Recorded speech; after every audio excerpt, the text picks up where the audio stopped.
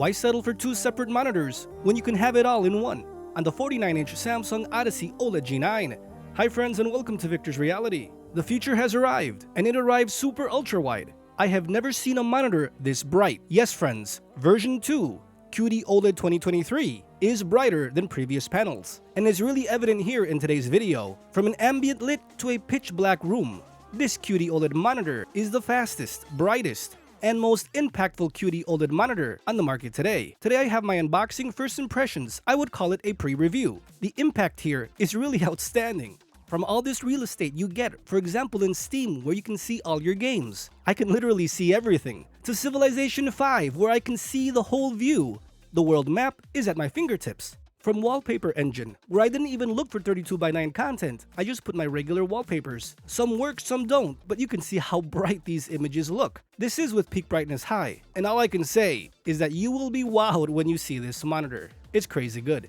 With the unboxing, you can see how extra long this box was. I've never seen a box this long, especially for a monitor. But again friends, this is our first super ultra wide monitor, as these 49-inch monitors have existed with prior technologies. I would say that the padding is lacking here with this QD OLED monitor. It's really expensive. Samsung really needs to up their game because this is getting ridiculous, and I'm saying this from a consumer's point of view where you don't want to receive a cracked screen. But moving on with the stand, it's really sturdy and it can support the weight of this awesome monitor. Here we still have a micro HDMI 2.1 port, the power connection, and another HDMI 2.1 and a DisplayPort 1.4. And on the other side we have the control knob where you can control the monitor menu, and one upstream and two downstream USB ports.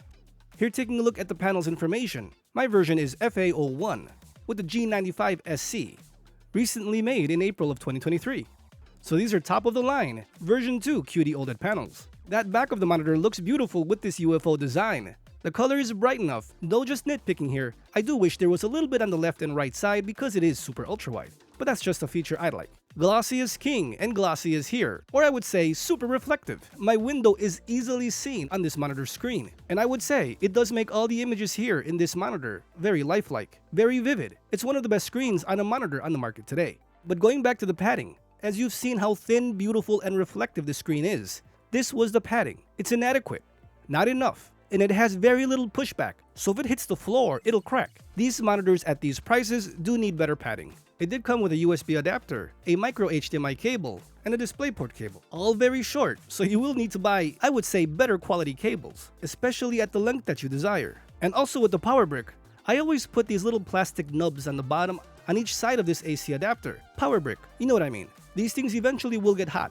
so you want to protect your floor and you want to protect the longevity of these awesome products. Here we have a standard controller like on the other monitors from the Odyssey lineup, where you can access your streaming, control the monitor menu, turn it on and off, and it even has a mic for Bixby and Amazon's voice controls. When you're setting up the monitor, it's just like previous 2022-2023 Odyssey monitors and TVs. The monitor menu is just like the TV. It's very straightforward. Just enter your internet information, and for this video, I did not auto-enable it. I didn't update is what I'm saying. You may want to, you may not. It's very simple to update the monitor. This does have smart apps for your gaming and your media consumption. And when I turned on the monitor, I'm like, I hope it's not this bright. But when I went to settings, look at that brightness increase. That is crazy. It's crazy good with the peak brightness on high. Here I'm just looking at some 16:9 videos. Look how bright they are. For this specific section of the video, which I will have in the description with the timestamps, I do have the monitor in an ambient lit room, but I did open my windows on the left side. And while Forza looked beautiful, a super dark game in 16:9 really is hard to see. Maybe it's the curve, maybe it's the time of day. I just wanted to put this out here and just show you. It's not really seen on screen. There's no reflection or anything. That if you don't have a lot of brightness going on screen, like here in Gotham Knights is easily seen, but with layers of fear since it's super dark, you just really only see the peak highlights. Just wanted to put it out there friends. Here I was trying with the multi-view, which again I have to get a hang of it. I don't have my PC connected. I only have one Roy Pro 8K HDMI cable at this distance. I did receive another one in the mail, so I'll be checking that out and connecting the Xbox and PC together. But so far I'm just limited to the Xbox and what the monitor can put, which is its internet-enabled app, which is kind of clunky. Like I said, maybe software updates will fix it, but more testing will be done, and I'll bring that to you as fast as possible. Now, one of the funny things that I've seen is this super 32:9 Ultra format on Xbox Series X with Street Fighter. This is crazy. It's crazy fun. No one would ever play this way, right? But it looks really cool, really fun, and you can turn it on and off. As you can see, you can go from 32:9 to 16:9. Look at this clarity, friends. Look at this brightness, all the colors. No monitor on the market today looks this good in 16:9 compared to this monitor.